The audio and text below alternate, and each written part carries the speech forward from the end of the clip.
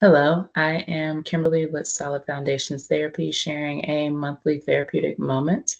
This month, I want to talk about faith and spirituality as one of several dimensions of wellness. If you were to do a quick Google search of dimension of wellness, you'll most likely find several images in some sort of circular form, anywhere from 4 to 18 dimensions, and one of them will usually be spirituality.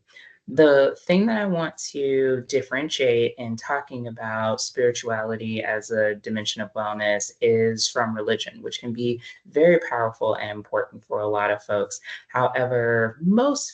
people will talk about the beliefs and the relationship that they have with any number of spiritual beings or entities as a part of or maybe different from religion. And so if you think that this content has no value for you, maybe listen another moment and double check and see. The thing that I want to really encourage folks is to think about and replace any sort of belief or faith system that you have as a part of your wellness. I know sometimes in everything that goes on in our lives, the fear and the worry, the shame, the guilt, focusing on relationships and work, sometimes that we either regulate or marginalize where faith can play a role in managing and showing up in and being whole and healthy in all of those parts of every other aspect, every other dimension of our life. My favorite thing about when I think about dimensions of wellness and the fact that they're often presented in circles is there's a wholeness,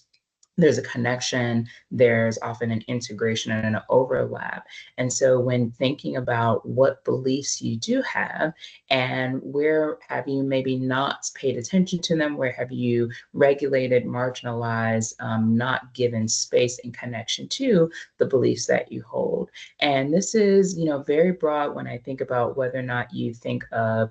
spirituality and faith as part of the universe, Mother Earth, Jah, a creator, ancestor spirits that are a part of your belief system, Krishna, or many other forms that considering what you believe and what roles, what place that has. And so when I think about if you're holding a spirit of fear and that's counter to something that you believe, how do you allow yourself to utilize that faith and integrate what you believe about the non-physical world and your connection to it as you experience the physical world? And so whether or not you do that in a therapeutic space with other friends or spiritual or religious guides, being able to reconnect to yourself wholly and fully as a part of your health and wellness journey is an opportunity that I invite you to.